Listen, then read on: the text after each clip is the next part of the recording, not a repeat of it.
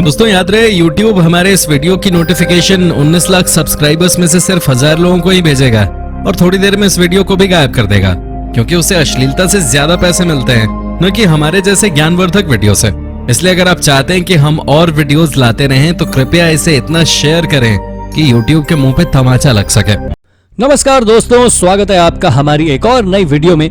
ये वीडियो भी पिछली वीडियोस की तरह काफी ज्यादा इंटरेस्टिंग होने वाली है, क्योंकि इसमें हम आपको देश दुनिया में हुई कुछ ऐसी शानदार आर्कियोलॉजिकल डिस्कवरीज से रूबरू कराने वाले हैं जिन्हें देखकर आप पूरी तरह से अमेज हो जाएंगे। तो चलिए शुरू करते हैं इस मजेदार वीडियो को। Number 10, missing teeth. दोस्तों, अफ्रीकन कॉन्टिनेंट की गेबन नाम की कंट्री में आर्कियोलॉजिस्ट ने कुछ ऐसा डिस्कवर किया जिसने सभी को चौंका दिया। दरअसल इस डिस्कवरी में आर्कियोलॉजिस्ट को गेबन स्थित एक केव में कई एंशिएंट आर्टिफैक्ट्स के साथ साथ 28 चौंका देने वाले स्केलेटन्स मिले, और इन स्केलेटन्स को देखकर हर किसी के होश उड़ गए, क्योंकि हर स्केलेटन के स्कल में से आगे के 4 दांत मिसिंग थे। आर्कियोलॉजिस्ट के मुताबिक 14th और 15th सेंचुरी की डेटिंग वाले इन स्केलेटन्स को उनके एंसेस्टर्स ने दफनाया हुआ होगा और रिचुअल्स के रूप में मरने के बाद उन्हें केव में फेंक दिया होगा। हालांकि कई एक्सपर्ट्स इस बात को भी मानते हैं कि इस जगह पर सिर्फ सोसाइटी के नामचीन लोगों को ही दफनाया जाता होगा, क्योंकि इस जगह से उन्हें स्केलेटन्स के अलावा कई सारी ज्वेलरीज और बहुमूल्य आर्टिफैक्ट्स मिले हैं। लेकिन इस बात को एक्सपर्ट्स अभी तक एक्सप्लेन नहीं कर पाए हैं कि आखिर इन स्केलेटन्स के दांत क्यों किसी ने निकाल लिए। Number 9, the stone chrysalis. Silk road के जरिए एशिया से लेकर यूरोप तक बिजनेस करने वाले चाइना के बारे में कहा जाता है कि एंशिएंट चाइना के यांगशाओ कल्चर के लोगों ने आज से लगभग 5000 से 7000 साल पहले ही सिल्क वॉर्म से सिल्क निकालकर उसे कमर्शियल रूप से बेचने का तरीका ढूंढ निकाला था। सिल्क निकालने की यूनिक टेक्निक और सिल्क की बढ़ती डिमांड की वजह से इस कल्चर के लोगों ने पूरे रीजन में अपनी धाक बनाकर रखी थी। आपको जानकर हैरानी होगी कि जिन सिल्क वॉर्म्स की वजह से उन्हें प्रॉस्पेरिटी और इज्जत मिली, उनको वो काफी रिस्पेक्ट देते थे। इसलिए इन सिल्क वॉर्म्स को रिस्पेक्ट देने के लिए यांगशाओ कल्चर के लोग अपने घरों में स्टोन्स के बने सिल्क वॉर्म्स को प्रतीक के रूप में रखते थे। दोस्तों, इन्हीं एंशिएंट आर्टिफैक्ट्स को ढूंढते हुए आर्कियोलॉजिस्ट को एक ऐसा ही स्टोन सिल्क वॉर्म चाइना के शांगसी प्रोविंस में मिला, जो कि आज से लगभग 5200 साल पुराना है। ये सिल्क वॉर्म उस कल्चर के लोगों की श्रद्धा जाहिर करने के लिए काफी है, जिन्होंने इससे बहुत कुछ हासिल किया। नंबर 8, वाइकिंग्स बीवर फर। दुनिया के सबसे खतरनाक लड़ाकों में शुमार वाइकिंग्स के बारे में कहा जाता है कि वाइकिंग्स को लूट के सोने के अलावा बड़े बड़े फर वाले कपड़े भी काफी पसंद आते थे। आपने वाइकिंग शोज में देखा भी होगा कि कैसे वाइकिंग्स लोग फर्स को अपने ऊपर लपेटे रहते हैं। लेकिन क्या आप जानते हैं कि जब साइंटिस्ट ने इस फैक्ट के ऊपर रिसर्च की कि आखिर वो फर किस जानवर की खाल के बने हुआ करते थे, इस रिसर्च में उन्हें वाइकिंग्स एरा के टेक्स्ट में तो ज्यादा कुछ नहीं मिला, लेकिन जब उन्होंने वाइकिंग्स एरा की ग्रेव्स को एक्सकेवेट किया और उस जगह पर पाए गए प्रोटीन्स को उन्होंने स्टडी किया, तो उन्हें वहां से कई जानवरों के ट्रेसेस मिले जिन्हें वाइकिंग्स लोगों के साथ दफनाया गया था। दोस्तों, इन जानवरों में स्क्विरल्स, वीजल्स और बीवर्स जैसे जानवर शामिल थे। और आपको जानकर आश्चर्य होगा कि डेनमार्क में बीवर्स ओरिजिनली नहीं पाए जाते हैं, इसलिए एक्सपर्ट्स मानते हैं कि वाइकिंग्स लूट के दौरान ही इन्हें लाते थे और शायद इन्हीं के फर को निकाल कर पहनते थे। Number 7, the Cahokia plaza. दोस्तों, अमेरिका के सेंट लुइस स्थित काहोकिया आर्कियोलॉजिकल साइट उस एंशिएंट सिटी का एक हिस्सा है जो करीब 1050 एडी से लेकर 1300 एडी तक प्रॉस्पेरस रही। लेकिन आपको जानकर हैरानी होगी कि अचानक से इस जगह के लोगों ने इस सिटी को पूरी तरह से छोड़ दिया था, वो भी बिना किसी एक्सटर्नल फोर्सेस के दबाव के।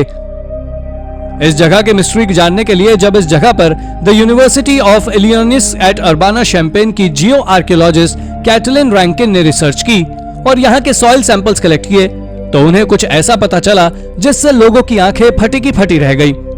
इस रिसर्च में यह सामने आया कि इस एंशिएंट सिटी का ज्यादातर हिस्सा हमेशा ही पानी के नीचे रहा है, क्योंकि इस सिटी को एक फ्लड प्लेन के ऊपर बनाया गया था।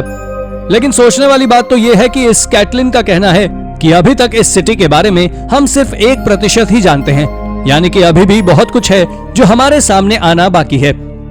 हालांकि उनका कहना है कि इतना जरूर है कि इस जगह के लोगों के लिए वाटर काफी ज्यादा महत्व रखता था, क्योंकि इसके जरिए ये मिसिसिपी रिवर से जुड़े हुए थे, जिससे ये बाकी नेटिव अमेरिकन के साथ बिजनेस ट्रांजैक्शंस करते थे।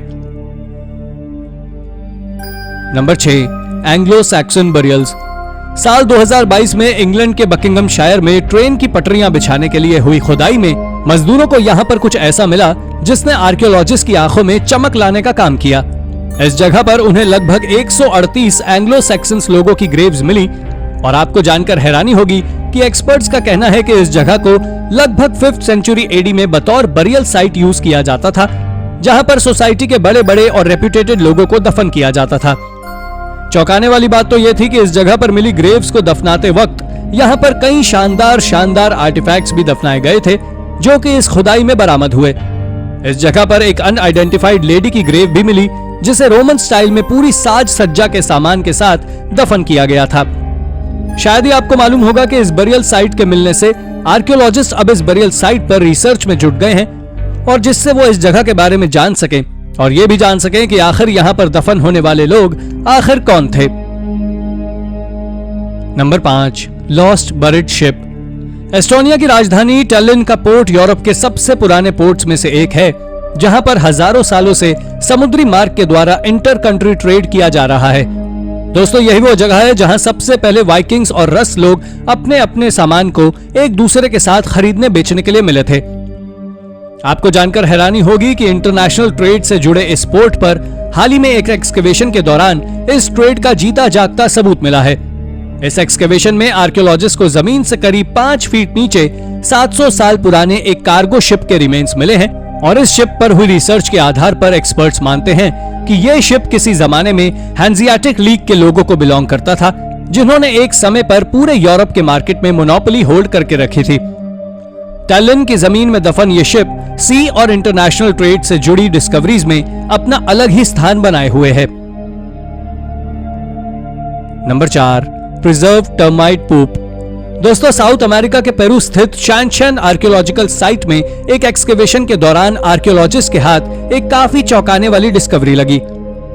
इस एक्सकेवेशन में आर्कियोलॉजिस्ट को प्री कोलंबियन एरा में रहने वाले चीमू कल्चर के लोगों से जुड़ी एक साइट का पता चला। इसके बाद जब साइट का एक्सकेवेशन किया गया तो आर्कियोलॉजिस्ट को यहाँ पर एक एंशिएंट कॉरिडोर मिला जिसमें करीब 20 लकड़ी के स्टैचू रखे हुए थे। लगभग 1200 साल पुराने ये स्टैचू काफी ज्यादा चौंकाने वाले थे और ऐसा इसलिए था क्योंकि लकड़ी के बने होने की वजह से इन स्टैचूज को दीमक पूरी तरह से खा चुके थे, लेकिन ये शेप में आज भी थे क्योंकि हजारों साल पुराने स्टैचूज को खाकर निकला दीमक का एक्सक्रीटा वहीं पर पूरी तरह से जम गया था और बाद में ये एक्सक्रीटा जमकर नेचुरली प्रिजर्व हो गया। ऐसे बहुत से स्टैचूज हैं जिनका यही हाल था कि वो अपने शेप में तो थे लेकिन अब वो लकड़ी के नहीं बल्कि टर्माइट पूप के बन चुके थे। कई सारे स्टैचूज अंदर से तो बच गए थे लेकिन उनकी ऊपरी सतह ऐसे ही एक्सक्रीटा से जमी हुई थी।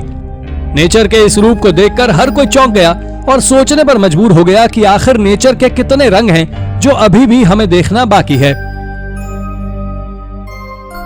Number 3, our ancient ancestors. Spain के बर्गस स्थित एटाप्यूरका आर्कियोलॉजिकल साइट वो आर्कियोलॉजिकल साइट है जहां पर आर्कियोलॉजिस्ट को दुनिया के सबसे पुराने ह्यूमन प्रीडेसेसर्स के रिमेन्स मिले हैं। साल 1994 में इस जगह पर किए गए एक्सकेवेशंस में आर्कियोलॉजिस्ट को 6 लोगों के करीब 80 बोन फ्रैगमेंट्स मिले हैं, जिसमें एक 10 साल का बच्चा भी शामिल है। ये रिमेन्स निएंडरथल के प्रीडेसेसर्स होमो हाइडेलबर्जेनेसिस और होमो सेपियंस से काफी मिलते जुलते हैं और आप ये जानकर चौंक जाएंगे कि इस आर्कियोलॉजिकल साइट से थोड़ी ही दूर पर स्पेनिश आर्कियोलॉजिस्ट ऑरोरा मार्टिन नजेरा को आज से लगभग 80,000 साल पुराने टूल्स भी मिले हैं, जो ये बताते हैं कि हम जिस इंसानी इतिहास को जानते हैं वो उससे काफी ज्यादा पुराना है, क्योंकि ये टूल्स इस बात का प्रूफ है कि दुनिया में काफी पहले से इंसान साइंस का उपयोग करते चले आ रहे हैं। Number 2, the sun temple. Ancient Egyptian culture में 4 सन टेम्पल्स के बारे में बताया गया है जो आज दुनिया की आंखों से ओझल हो चुके हैं। इन टेम्पल्स की खोज में दुनिया भर के आर्कियोलॉजिस्ट दिन रात लगे रहते हैं और आपको जानकर हैरानी होगी कि साल 2022 में इजिप्ट के सक्कारा स्थित अबू सिर आर्कियोलॉजिकल बरियल साइट पर एक ऐसा ही स्ट्रक्चर मिला जैसे कि इन सन टेम्पल्स को इमेजिन कर आर्कियोलॉजिस्ट ढूंढ रहे थे।